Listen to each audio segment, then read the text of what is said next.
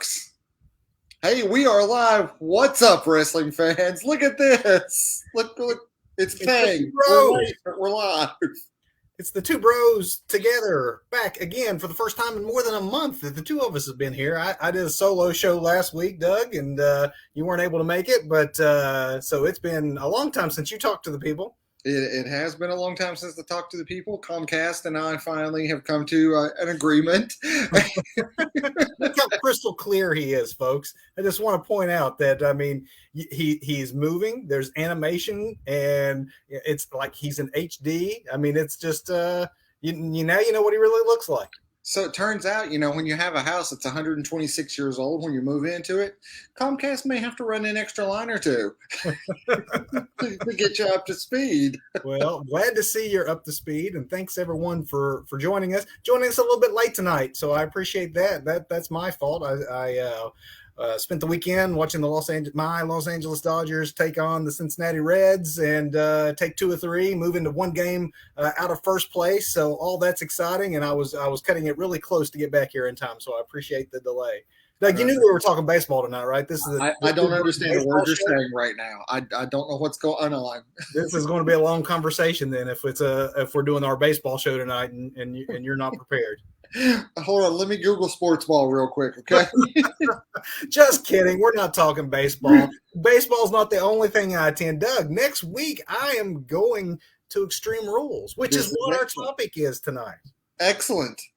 We are previewing Extreme Rules in our main event, and we'll get you up to speed on everything that's announced, everything that we think is maybe going to be on that is yet to be announced, as well as our predictions. So chime in, let us know what you think and who you think is going to win. But before we do all that, Doug, you remember how we do this, right? Hold on. Is this right? Is this a thing? Is this still a thing? All right. Still a thing. Still a thing. Opening bell. We're going to start with some news items to kick off your Two Bros Wrestling show for this evening. And really the biggest thing I think in the news this week is the fact that NXT 2.0 had its debut. And Doug, you and I are going to do a full show on this topic. We're going to give them a month.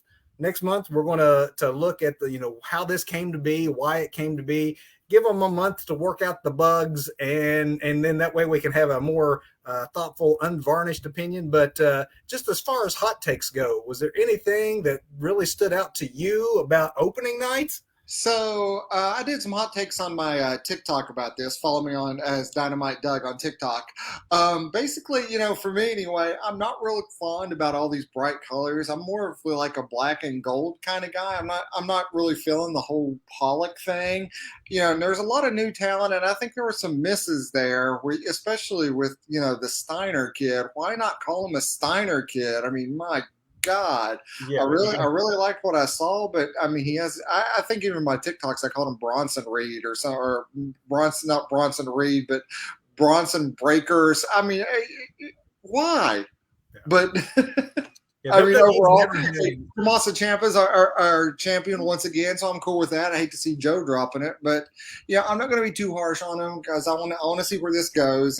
But I'm not real fond of those colors right now. Maybe they'll grow on me. As far as the logo and such goes, I'm definitely the idea you have the black and gold brand I like better.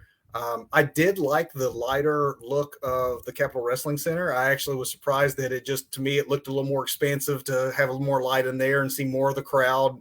They had some different high angles, made the ring look a little larger, a little different. I was fine with all that. It was kind of a lot to take in, where you had so many debuts without a lot of context to it that it was hard to give everybody their fair shake. There was, like you said, I think there were some misses as well, but there were also a few folks that intrigued me enough to go, okay, to try to give them the benefit of the doubt. There's maybe some possibilities with some of what they had going on. I think by the next month, we'll definitely know a lot more. Like you said, new champion. I mean, it was real eventful. All these debuts, new heavyweight champion.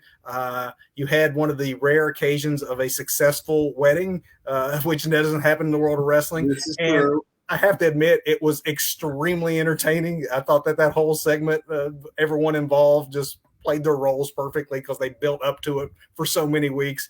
And that's hard to say if that was just the blow off of something that had been written long before, or if that was part of the new. Another reason why it's good to maybe wait before we give a full evaluation. But I'm surprised you didn't mention the biggest news of the night. What you think of Mandy Rose as a brunette?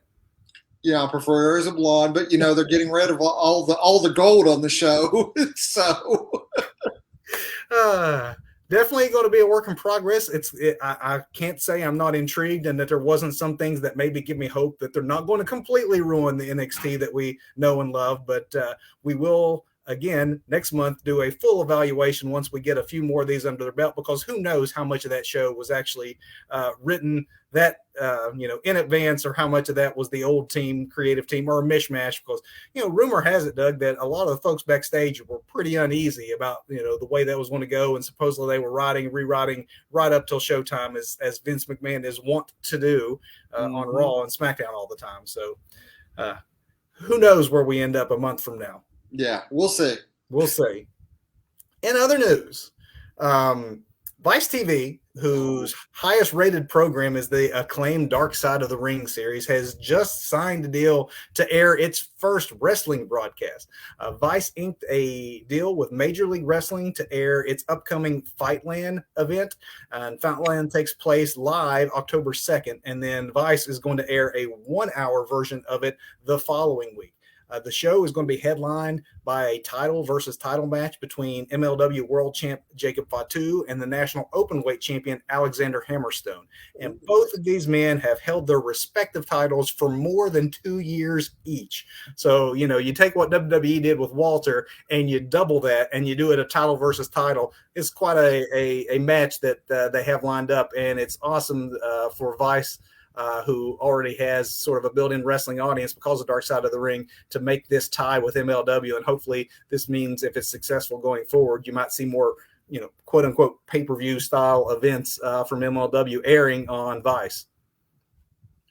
And speaking of Fightland, the event Fightland, Sports Illustrated broke the news this week that Bobby Fish has joined MLW and will compete at Fightland as part of the Opera Cup tournament. And so Bobby Fish is going to make his MLW debut, and it's not just a one-off. He's actually signed to the organization, and that happens October 2nd live in Philadelphia in the old ECW arena is where they're doing the tapings for these. And speaking of former NXT talent that had been laid off and are finding new landing spaces, Tyler Rust returned last week to Ring of Honor during their Death Before Dishonor pay-per-view on Sunday night, this past Sunday. He debuted in a match against another recent NXT release, and that was Jake Atlas. Atlas, however, has not signed a long-term contract and will not be hanging around in Ring of Honor or even continue with pro wrestling, as it turns out. In a social media post, Atlas announced his retirement from the ring, stating that he was only 26 years old and wanted to explore other opportunities that maybe can help provide for him and a future family and his life.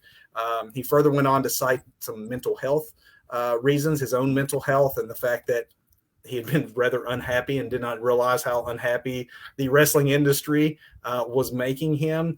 And he was just asking for, the support of those who follow him and for privacy and no comments on any of these posts that he put on social media, just to let folks know, one, where he was going, and two, that it really, the reasons being that the World Wrestling wasn't making him happy and he was having some mental health problems over it. And, honestly, considering the recent and tragic death of Daphne, for just one example, it just, again, Doug, goes to highlight the real issue we have in this country in general with mental health and mental health services. But particular to our interest with our show here, is like it seems to crop up a lot in the world of pro wrestling. Yeah, it definitely does. I think pro wrestlers are by nature a very different breed anyway. They're wired a little bit differently, but I don't know. It's never good when it crops up at all. But I'd rather see a 26-year-old realize that he has the rest of his life to figure out how to provide for himself and walk away from something that doesn't make him happy Right. than end up washed out of the industry like a Daphne, where, years from now you get some tragic news item that we're reporting on former professional wrestler Jake Atlas. So we certainly wish Jake, who was really talented in the ring and fun to watch, but certainly you got to do what makes you happy. So we wish him well, both physically and mentally, and whatever he chooses to do from here on out. And then in much lighter news, we'll end with this. During this past week's Monday Night Raw, you may have noticed or may not have noticed. And in fact, I would have made this my botch of the week if I didn't have something else I definitely wanted to get in as my botch of the week. But in the match between Nikki, ASH, and Tamina, it featured a finish in which Nikki won, but Tamina's name was called out as the winner by the ring announcer, and then her music played. Yeah. So I, at the time, thought, okay, that the ring announcer has just messed up. Well, he didn't. He was following his script, as was the sound text, because according to Dave Meltzer, it would seem that Tamina was planned to be the winner of this match, and the pinfall wasn't meant to end in a 3 count.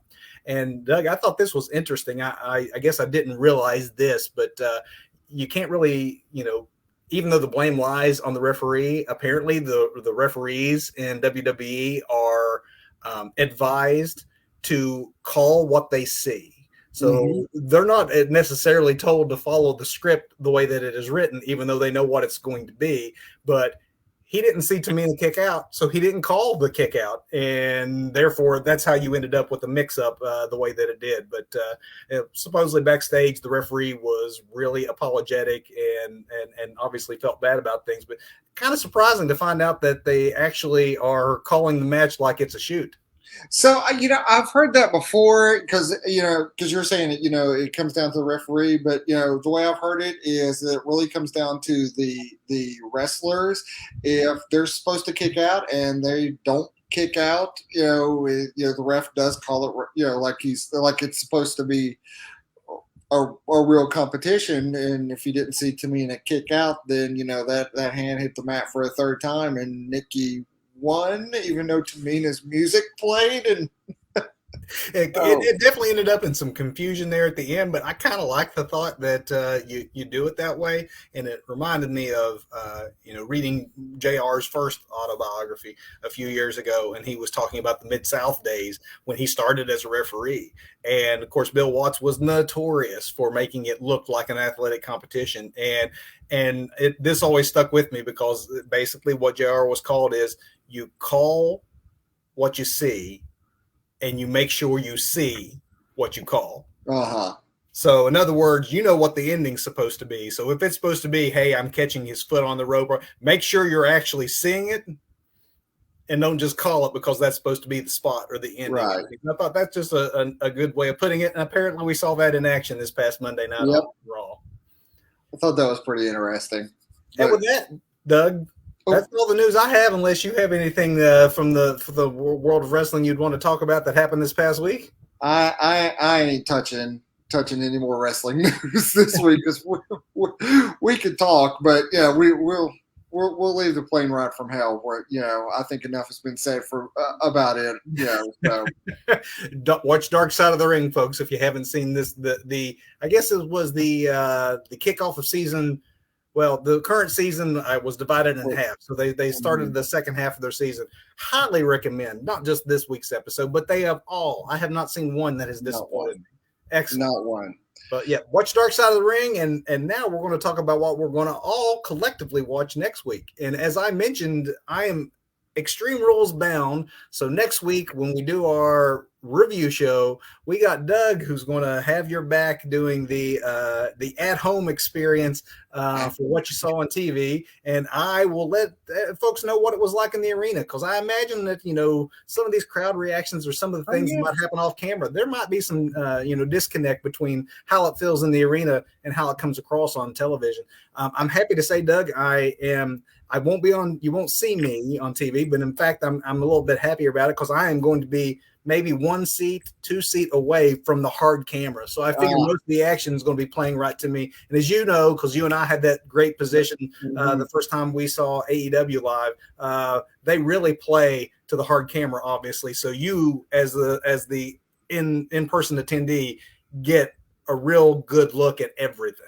It is. I think the best, especially if you're going to a televised show, the best position to be in. You're not going to be seen, you're not going to be able to be pointed out unless there's like a pan that shoots overhead and you can be, point yourself out real quick. But absolutely for the television experience, wrestling, that is the best position to be in. And I know there's some folks that probably want to get themselves over and just be on TV and hold up their sign, but I would much rather see the finish happen in front of me than looking at the back of it, Yes. So very excited. Again, it's in Columbus, Ohio next week. And Doug, this is actually the last show you were able to be on right before we took our little summer break. And then I returned solo last week is we were previewing SummerSlam. So last time you were around, we were doing a pay-per-view preview, and Extreme Rules is shaping up to be kind of interesting the way it's coming together, because you not only have some fallout from SummerSlam, there's been some recent shakeups that's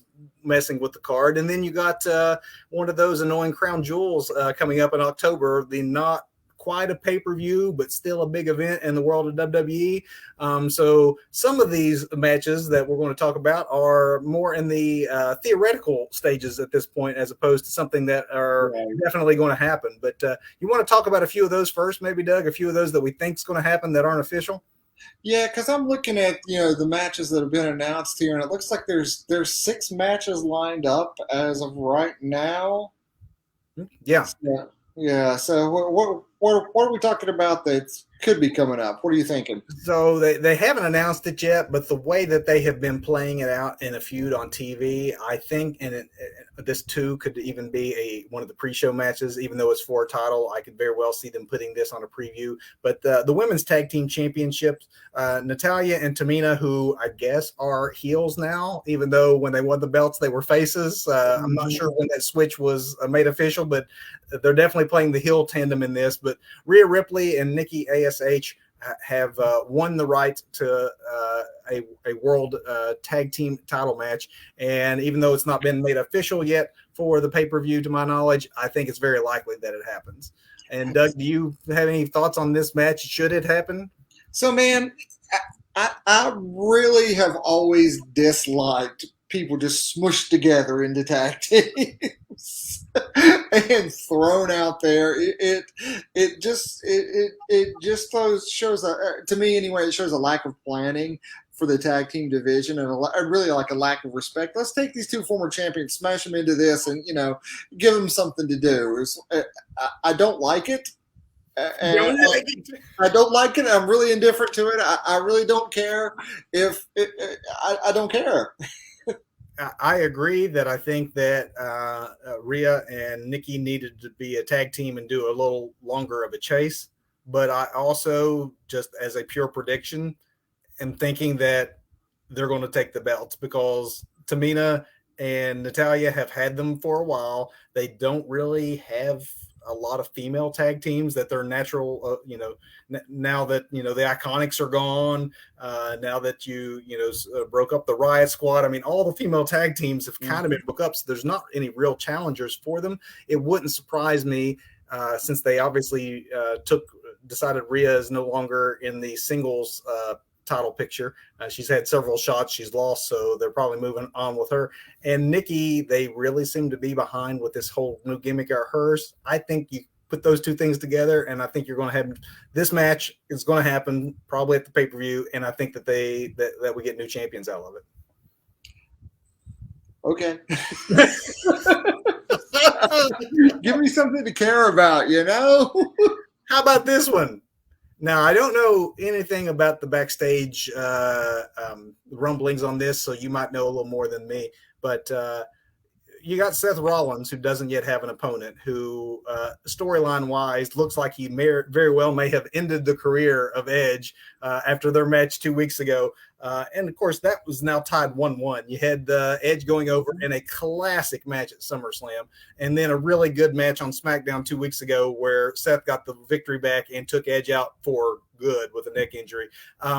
I Again, don't know any backstage rumblings, Doug. Maybe you do. Do they keep Edge off TV for a while? Have you heard? Or do you think that Edge makes his return and they have this match at Extreme Rules? Edge is off TV for several months. Legit off TV. Is he months. hurt or is he just taking time? I don't think he's hurt, but I think he's legit off TV for several months now. So they need to get that's what I've heard. I'm thinking maybe, so since we're going into the fall, maybe he comes back at Royal Rumble or sometime or to build towards another WrestleMania program with maybe with Rollins this time. That's what I'm thinking with Edge anyway. So what does Seth do on this pay-per-view? So I don't know what Rollins does. Maybe he just comes out and does some anime villainy, cut some promos or something. I don't know. It just seems that there's for this pay-per-view a lot of big names who you think would be on a pay-per-view that don't naturally or necessarily have anything to do. Right. Another good example is Drew McIntyre. You're talking about a man who spent the better part of the last year and a half either as the world champion or in the world championship picture, and he doesn't really have a feud going on currently. I guess the closest thing he's got going on is what seemed to already be wrapped up business with Jinder Mahal, which just almost seemed like a placeholder. But do you think they try to squeeze one more match out of that? No, I don't think so, man. I think this will probably be a pretty tight, pay-per-view that WWE's been putting out recently, with the exception of SummerSlam. But I think this will be like these tight, concise. We're going to see those, except for like our big pay-per-views coming out of WWE. Maybe these 6 matches that are listed are all we're going to see right now, and with the exception, I think you're probably all right about the women's tag team, but which I'm just totally not invested in. I want to be, but I would love to see the Iconics, but that ain't happening. So you might be looking at a fresher list than me. So before I spoil what this one is, one that I don't have necessarily as official, has the championship match on the Raw side been made official? Let's see what we've got here. Men's, Raw women's? No, I don't see it. Nope. No men's? No. Okay, so there's one that has to be added. Don't you think that we're going to see a rematch between Bobby Lashley trying to wrest the belt back from Big E? So I think Bobby Lashley, either that or we see a reunited Hurt Business, coming through this week, and we see a Hurt Business versus New Day there. We may see that first, or because I think both Cedric Alexander and was it Shelton Benjamin have both dropped hints, about if only Bobby had some help or had somebody to have his back, So I think we were going to see a reunited Hurt Business, and maybe we see that before we see a rematch for the title. I would be fine with either of those options. Yeah. Actually, I think both of them would have a possibility of being a match of the night contender with the men that are involved, and the reactions that each side are about to get. Man, that Hurt Business thing was one of the best things Raw had going. So I hope that those rumors are true and that they do the right thing. It's kind of cool to see the New Day, all 3 of them back together again, and then Big E, finally getting his due as the centerpiece of that group. So yeah, I'm cool with that. Or you could do it the opposite way. You could still have Bobby try to win his belt back, and then have the Hurt Business coming to help him, because we got Survivor Series right down the road. So you can do an elimination. I mean, there's so many ways you could go with this, but you got to get that. You got to get the champion on the show, right? Absolutely. Especially the newly minted champion. Yes, on the show. So yeah, cool.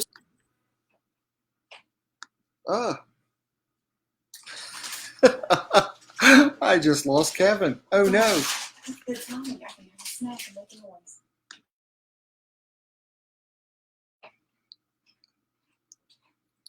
He's coming back. He's pulling a Doug on me. Device is not connected. Oh no.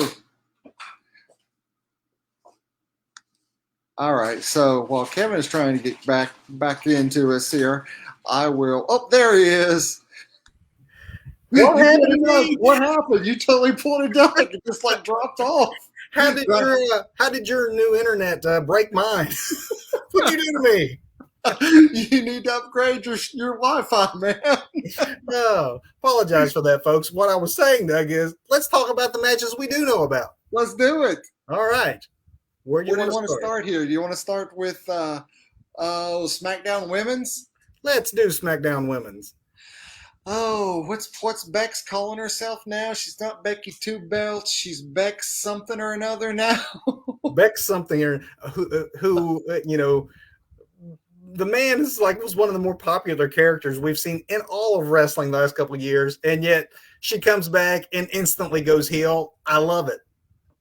I wasn't happy with that heel turn with Bianca, but Becky Lynch is a great person, and really Bianca has bounced, is bouncing along. So I'm cool with it. As far as this match goes, I don't see Becky, dropping the belt yet.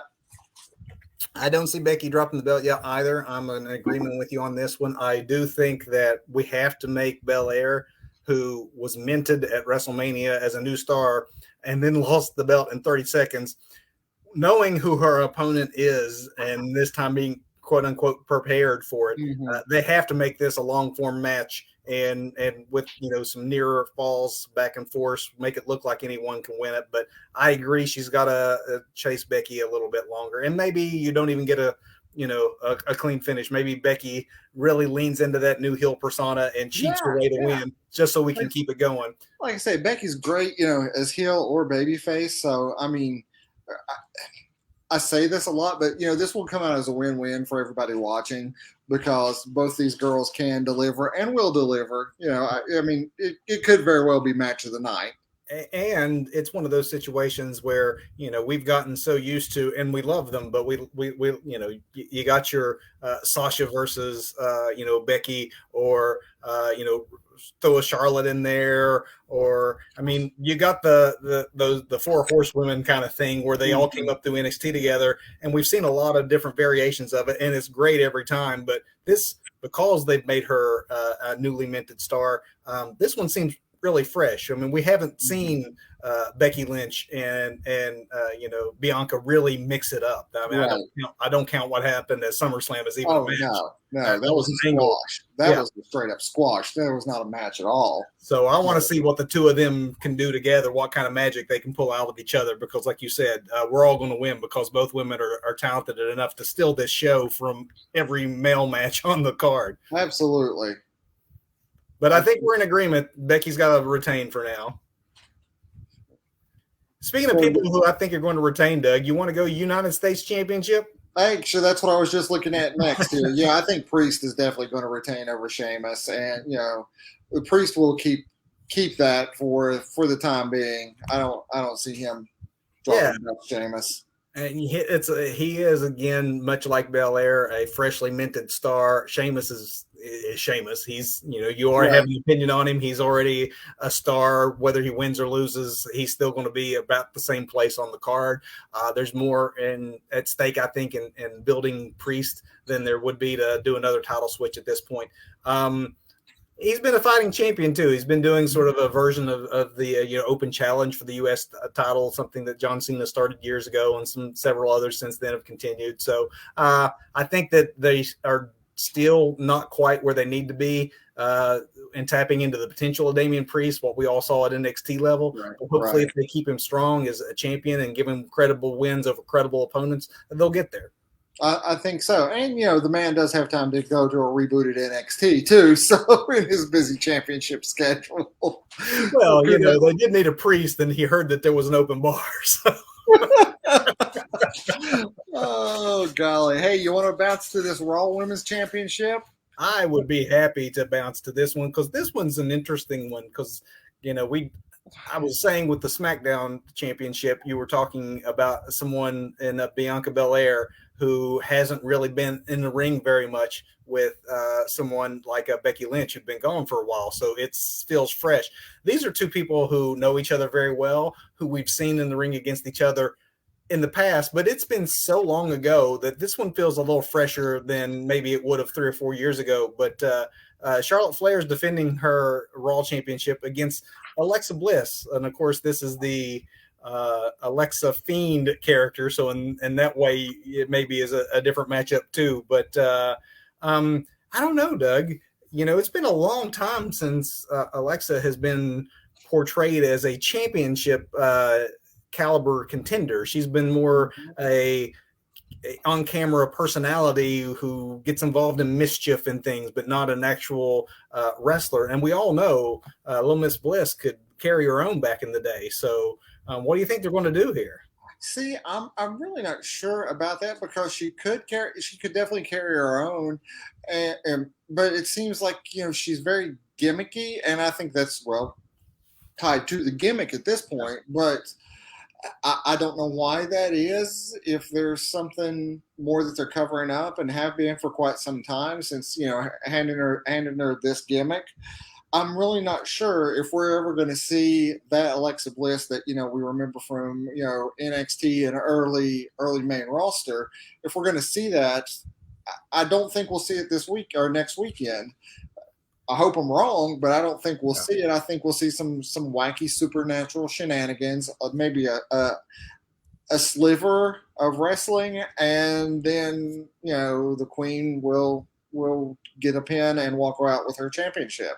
It does make me wonder though, because it's you do hope that there's nothing wrong physically that keeps her from wrestling on a full-time schedule and basis.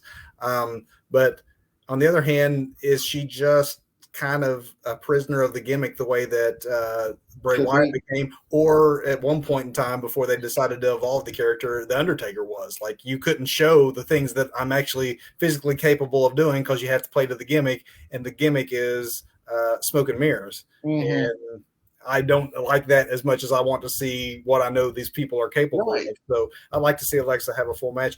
I don't know about this one though, because just backstage, you hear various things about how happy or rather unhappy Charlotte Flair is. Mm-hmm. And if any of that's true, do they need to get her off TV and the title off her? I know that she hasn't had it very long. And I know, much like I mentioned earlier, where the company is so obviously behind a gimmick that you think that those folks are going to win the championship. They're so committed to this Alexa Bliss gimmick that if they decide to make her champion, it would not surprise me. So I'm going to Alexa, and I know we've had some hot potato with this title recently, and it seems like it's maybe too soon for it to change again. But I mean, because what was it? We went. Flair came in and sort of swept up the title when you didn't think she was going to be in contention. Right. She just comes in, and then the Nikki character comes in and surprises everyone, and then Flair quickly wins it back. So you'd think that she needs to hold it for a while, but it just wouldn't surprise me if they move it off of her. So I'm going to go Alexa Bliss and see if they turn her back into a full-time wrestler and try to work the gimmick into more of a realistic style. All right. They have to have one disagreement, don't we? Yeah, I think so. At least one per pay-per-view. It's contractually, yeah. I'm going to jump over the Universal Championship for now. Let's talk about the Usos versus Street Profits.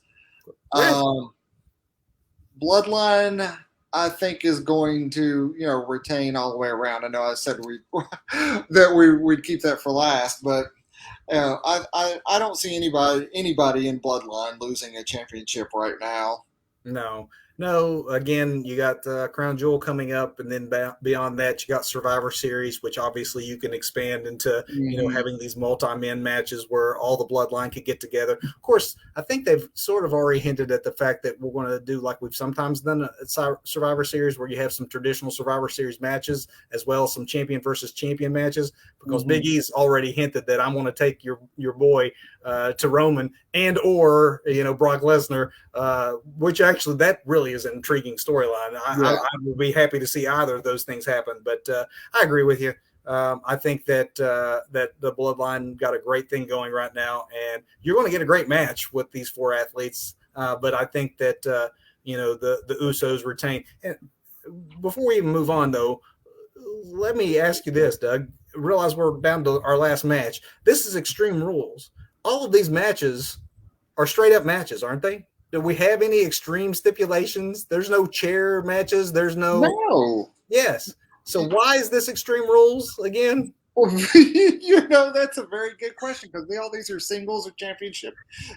Yeah, they're all championship matches that we're looking at here, but there's no stipulations.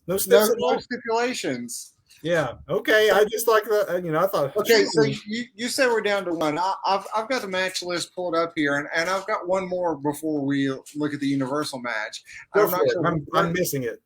And I'm not sure where this came from, but I'm looking at a Liv Morgan versus Carmela match. I don't know that that's official, but maybe it is, and the list I'm looking at hasn't been updated yet. Let's do this one because, poor little Liv, she's more talented, and it seems like she's got throughout her what now is a fairly long career at WWE. She gets a lot of start and stop kind of pushes, doesn't she? She does, absolutely. So just when you think she's going to keep going and they're going to get behind her, it's like the rug constantly gets pulled out from underneath her. But she's getting featured again. Obviously, she's destined for a showdown with Carmela. Mm-hmm. And Carmela, the golden child at one point, in her career, has not had a lot going on as of late. So, I think they probably, if this is an actual match that I'm looking at here, I'd say that Liv does get the push, and she'll go over Carmela here because I think Carmela will be able to make her look good and put her over and really lose nothing because we're looking at a former women's champion there. So I think I'm going to go the other way. Oh, okay. Want to go Liv, and now that you were talking about it spelling out, I remember why I don't have this on my list yet. So I don't think it's official, but we can pretty much call it official. This next SmackDown, Liv has to wrestle Thea Trinidad. Why can I not remember her real name? Zelina Vega. Yeah. So Liv needs to wrestle Zelina Vega. If she beats Zelina Vega, she can have Carmela. That was the stipulation for this match. Okay. But of course, she's going to beat Zelina because Zelina's husband wrestles for AEW, so Zelina can't win anymore. Sorry, Zelina, we love you. You're one of our favorites. With that logic, Charlotte will definitely be losing this weekend. I do think that Liv, wins the SmackDown match, so we get another match made for the pay-per-view at Extreme Rules. And I think that maybe Carmella, like you said, she's not done a lot lately, so I'm going to go the other direction and say they continue keeping her down for whatever reason, and maybe Liv can actually get a winning streak going this time with her, start and stop pushes. All right, cool. So let's jump to this what will, I'm sure, be the main event. Oh yeah, where we're looking at the Demon Finn Balor versus the Tribal Chief, the head of the table. Again, man, I really like Finn. I really like the Demon. It's been a long time since, and I'm hoping for a proper. I very much expect a proper Demon pay-per-view entrance. Got to. Yeah, I got to. Oh, you're going to be there live. Oh, yeah, I'm so excited about that. Yeah. Sure. But at the end of the night, Reigns will hold that championship high above his head and walk out. Still, the reigning, defending Tribal Chief. So when I thought that there was a chance that John Cena might be hanging around longer than he ended up hanging around, that's when I decided to purchase my ticket. I thought, what the heck? I had some plans that weekend that had fallen through, and I'm like, it's not very far. And I'm like, and Cena's, going to lose this match, or he's going to win the match, and we'll have to have a quick turn around on that title and have a rematch. And like, oh, that'd be awesome to see live. So that's why I bought my ticket. And then of course SummerSlam happens. Cena loses instead of wins, like I predicted. But Lesnar shows up. I'm like, oh, that's going to be even better. I want to see, the Beast and Roman Reigns when, both of them are hot like this. This will be great. And then of course Crown Jewel, and I'm like, Finn, love it. It's going to be a better match. With anything with Finn in it, it's going to be a better match. But what we're going to have here is that Finn is a placeholder to get the tribal chief to Crown Jewel and then on to Survivor Series after that. So no title change, but heck of a match. And if you're going to go the Demon character, they've only, I think, had one instance where Finn was the Demon that he actually didn't win. So they might really play up the fact that when he's the Demon, he wins, except this time he's not going to. He's not going to win, no. That would be incredibly shocking. I guess that maybe the intrigue surrounding this match is less who's going to win as whether or not Brock Lesnar shows up again. Yeah. Because I love what they're doing with the Heyman in the middle teases. And I mean, Paul sweating it out every week between Brock and Roman is just too good a TV now to take the belt off and put it on Finn or anybody else until they resolve this issue. Agreed. And that is Extreme Rules. I mean, nothing really extreme about it, but some matches that on paper look like they could be really good. Yeah, that is bizarre that there's nothing extreme about. Maybe we're going to get a whole bunch of wacky steps this week. I was wondering the same thing. We do have what appears to be, you said 6 matches, maybe 5 and one almost a day, but between that and the couple we thought might happen, that's a pretty full pay-per-view. So if you're going to add anything with 2 more shows between now and the pay-per-view, it probably would be something that gets folks in each other's faces where you have, the authority figures have to step in and say, well, now we're going to make this a whatever. So we could see some stipulations added if someone looks at the logic board and realizes, hey, wait a minute, folks, this is Extreme Rules. We need something extreme. Nah, we don't need extreme. And that's the main event topic in Extreme Rules. So definitely tune in next week. And again, I'm going to be there, and Doug is going to be at home, and we got you covered whichever way you enjoy Extreme Rules, and we'll be live right after the pay-per-view. But Doug, if you're ready. Let's do it. I've got it up. Big finish. Boom. Big finish. Doug remembers how this is done. It's all in a row, so I can't really screw it up that much. Botch of the week. Speaking of screwing it up that much, Doug, do you have anything? Man, let me tell you, I'm circling back around to NXT because, again, I think that Steiner kid is great. Yeah. I'm calling it a botch because what Braun Breaker with 2 Ks? Breaker. Yeah, it's Breaker. It's just like putting Karrion Kross in that ridiculous outfit they have him in on Raw. They have this great talent, these good talents. This kid is going to be something. I mean, he is a Steiner. He's clearly his father's son too. Yeah, he looks really great. He looks great. We even get, a dog-faced gremlin remark because they can't mention he's a Steiner. So they get cute with it or whatever. But, just call him a Steiner. Let him be. And push it like that. I'm calling that a botch right out of the gate. Doug, they even, and again, sometimes the things you hear that are backstage rumors are just that, rumors and not based on fact. But supposedly the call to not have him be a Steiner was last minute. Like apparently even like day of the show, he was scheduled to go by, using his father's Steiner. Yeah. And it was a last minute decision on someone's part to switch that. And I don't get it either. I never did get that. It's doomed, several wrestlers who maybe could have done more by being a second or third generation talent. And hopefully that doesn't happen to this kid. Cause I agree with you. Looks like $1 million. And with that DNA, he could go places, but don't like the name at all. No, it's a stupid name. Don't like it. That's a botch. But for me and Doug, sorry, but I'm going AEW for my botch of the week.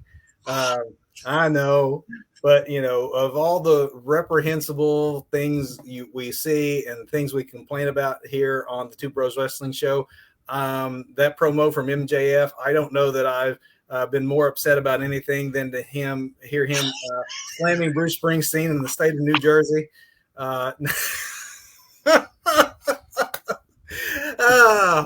In all seriousness. seriousness, Springsteen fandom aside, you definitely you heal on the local town. I actually thought that was hilarious. What I was not as fond of, and we call WWE on this in the past when they bring Eddie Guerrero's death into things, and if we bring Hawk's alcoholism or Jake the Snake, when they do that kind of stuff, I get that wrestling promoters think we want realism in wrestling, and I think there's so much you can do, and then beyond that, you take things too far, and it's just tasteless. AEW, if they're going to be different, should be better. Don't make fun of Brian Pillman Jr.'s mother being a meth addict when there's truth to it, and don't certainly mention, make fun of a dead performer who, had a lot of demons, and by all rights, if he'd been able to control those demons, would probably be with us today. Just doesn't. It just makes me cringe. I don't enjoy that, and I don't care if it's WWE doing it or AEW doing it. It's just not in great taste, and I don't care for it. Yeah, I have to totally agree with you there. Death is not an angle, folks. It's not. Yes, absolutely, absolutely. But on to sunnier things, because that was not great. But Doug, you want to do match or performer? Let me do performer, because I'm going to circle back to the Steiner kid, because I am digging this Steiner kid, man. He looked great. LA Knight, I would say LA Knight made him look great, but LA Knight was out there to make him look great. That kid did it on his own. He didn't need LA Knight or any other senior NXT talent. You could just see this kid is going places. He's going to get a rocket strapped to him and shoot to the moon. It is going to be not that long before he is holding Goldie high above his head and snatches it away from Daddy. And if you really are going full bore on an NXT 2.0, let's make it developmental and let's make stars instead of bringing over stars. I mean, if that is the direction you've chosen and you're going to stick with that path, you could do a whole lot worse than to take a second generation talent who's definitely got everything going for him and mint them in the way that you just described. I mean, that would almost be living the mission of what they supposedly want to do with this rebrand. So if it happens, you can say you called it, but I can definitely see that being a smart way to go for them. Yeah, absolutely. How about you? Performer of the week, Etor. Come on. Big E is legitimately known backstage as one of the good guys in wrestling. Whether it's the New Day gimmick, which at first was just a bumpy, like people hated it. What is this? What am I supposed to think of this? And so, that's when you started to see that there's this big muscular guy who you think they would be pushing as a big monster of a heel singles wrestler, and you put him in this gimmick that people didn't understand, and instead of complaining about it, they just owned it and absolutely made it their own, and becoming leaning into it on the heel side. If you're going to boo us, we'll just go full on, and they became so popular that they couldn't boo them anymore. And so you do all of that, and then you split them up, and it doesn't matter what you've done. He's been a good soldier and waited his time, and you hear nothing about complaints or anything with him. And I think it goes to show when he cashed in that Money in the Bank, the outpouring from behind the scenes from people in other organizations, rival wrestling organizations, just calling out what happens when those instances when the good are actually rewarded and good things happen to good people. And it seems like that's the way everyone felt about Big E, who, has been very vocal in his tributes to his friend John Huber, and just again, one of wrestling's all around good guys gets to be your world champion. And the way they did it was fantastic. He had that moment where the emotions seemed really genuine at the end of it, and it definitely may have been some hot shot booking because of some ratings war things. I don't care what the reasons behind it were. Bobby had been a great champion and had held the belt a while and is not going anywhere. He's a main event level competitor now. He'll get back into that mix. But to see Big E brought up to that level, and then to have his New Day brothers there to celebrate with him, just was one of those feel good moments of wrestling that you just gotta love. Absolutely. I can't agree with you more. And actually, I was saving that as for my match of the week, not because of it wasn't a technical masterpiece. There wasn't any high flying or any suspenseful spots or anything like that. But match of the week because of the outcome and because of everything you just said. I was going to give it to Big E and Bobby for Big E coming out of that champion. And credit where it's also due. Right before that happened, Randy Orton, they did a great job with having that match where they gave Lashley a bit of an out, and that the way he tweaked his leg, some fans actually thought he really injured it on that choke slam. That's what a great sell job he did. And then of course Big E hones in on that leg.